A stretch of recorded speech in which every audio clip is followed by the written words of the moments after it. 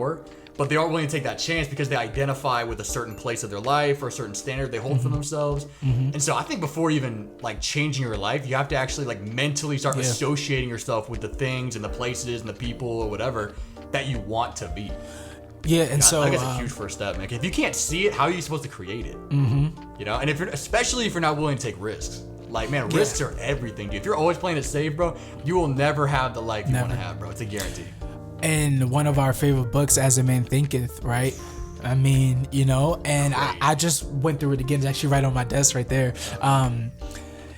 Just really, you know, so the saying goes, as a man thinketh, so is he, and that's from Proverbs. I think it's Proverbs 23. I don't know. I'll put it on the screen because I can't remember the exact verse. But is as a man thinketh in his heart, so is he. So just kind of going back what you were saying, you have to truly believe these things about yourself and to step forward, and even you have to step before you even believe, because sometimes, you know, people will get paralyzed and not make that decision and not make that step because they're like, oh, you know, I can't become that or something like that. But you have to, you know, so as a man thinketh in his heart, so is he. It kind of goes back even to what we were saying about, you know, depression and all that kind of stuff. You know, as you think, so are you.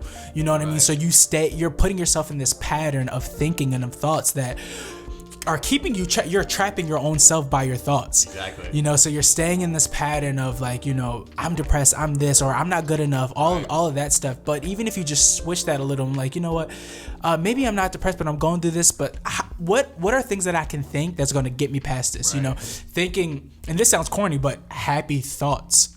You know, no, it's just like, guys, like if you're depressed right now, just think happy thoughts. No, I understand how like corny or like how annoying that might sound to somebody who's actually like in these places, but I think there's a lot of truth to it. I think this is also something we talked about in episode 1, how it's like, okay, you know, for example, like, and I'm not trying to throw shade at these artists, but I think it is like, it's a true thing, how like if you're battling depression or whatever, like listening to artists that are talking about, you know, doing drugs, being in a bad place mentally, you know, like doing certain things that, you know, you shouldn't be doing, you know, like all these different topics, like it kind of brings you down.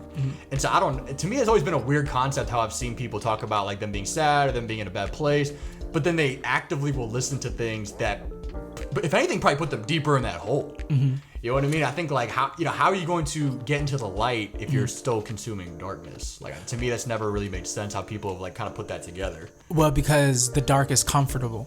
So I think what Furtick said, how it's familiar. Yeah. So again, when you get in these patterns, you know, people want to get out of it, but it feels that's their comfort place.